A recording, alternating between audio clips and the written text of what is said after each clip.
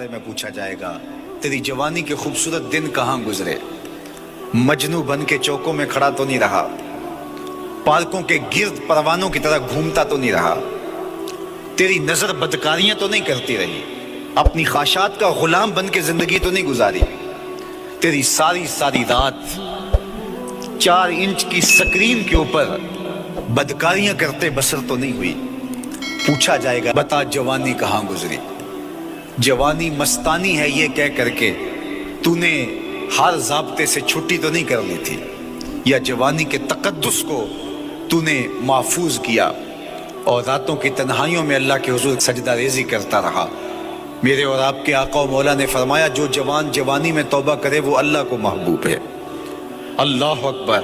اور اللہ جن 7 لوگوں پر اپنے عرش کا سایہ کرے گا ان میں سے ایک شخص کا ذکر کرتے ہوئے فرمایا وَشَابٌ نَشَأَ فِي عِبَادَةِ اللَّهِ، وہ جوان جس کی جوانی اللہ کی عبادت میں گزری، قیامت کے دن جب کوئی سایہ نہیں ہوگا اللہ اسے اپنے عرش کا ٹھنڈا سایہ عطا فرمائے گا۔ میرے مخاطبین جو اس وقت میرے سامنے موجود ہے بالمشافہ اور پوری دنیا کے اندر جو اس وقت مجھے دیکھ رہے ہیں، ان میں زیادہ تر تعداد نوجوانوں کی ہے، تو میں آپ سب سے مخاطب ہوں اور آپ کو کہتا ہوں کہ یہ جوانی دوبارہ نہیں ملنی۔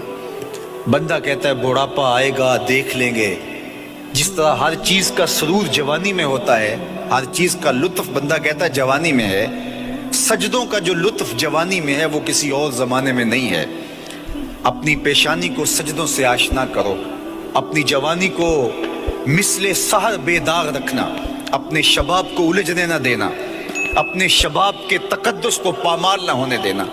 اس کائنات کا بہترین چہرہ وہی ہے جو جنسی کالک سے محفوظ ہے۔ اپنے تقدس کو مجروح نہ ہونے دینا۔ تمہاری زندگی شبنم سے پاکیزہ تر رہے، سحر سے پاکیزہ تر رہے، تمہاری جوانی اتنی خوبصورت ہو کہ محمد عربی کو رشک آئے تمہاری جوانی پر۔ اپنی جوانی کو آوارگی میں بسر نہ کرنا، اپنی اس جوانی کو دین کے لیے وقف کرنا۔ سحری کے سجدوں میں آنسو بہا کر کے جوانی کا لطف کشید کرنا۔ جوانی کا لطف اور مزہ رب کے ساتھ محبت اور رب کے ساتھ عشق کرنے میں ہے۔ جوانی کے اندر دل کی بے تابیاں، دل کی بے چینیاں اور دل کی بے قراریاں ذرا مسلح پہ لے کے آؤ۔ عشق کرنا ہے تو کسی آوارہ سے نہیں، عشق کرنا ہے تو رب العالمین سے کرو، آمنہ کے لال سے کرو، تو پھر دیکھنا کہ یہ جوانی کیا نور بخشتی ہے۔ ایک حدیث میں آتا ہے کہ اللہ بندے کو اپنے سامنے سے ہٹنے نہیں دے گا جب تک اس سے 4 سوال نہیں کر لے گا۔ آپ دیکھیے، میں دیکھوں کیا ہم ان سوالوں کے جواب دینے کے لیے اپنے آپ کو تیار کر رہے ہیں۔ پہلی چیز اللہ پوچھے گا عمر کہاں گزاری۔ دوسرا سوال اللہ تعالیٰ علم کے بارے میں پوچھے گا، جو پڑھا تھا بتا عمل کہاں تک کیا۔ خلوت جلوت زندگی شام و سحر تیرے اس سیکھے ہوئے علم کی مطابقت میں تھے یا علم عزت دولت کمانے کے لیے پڑھا تھا۔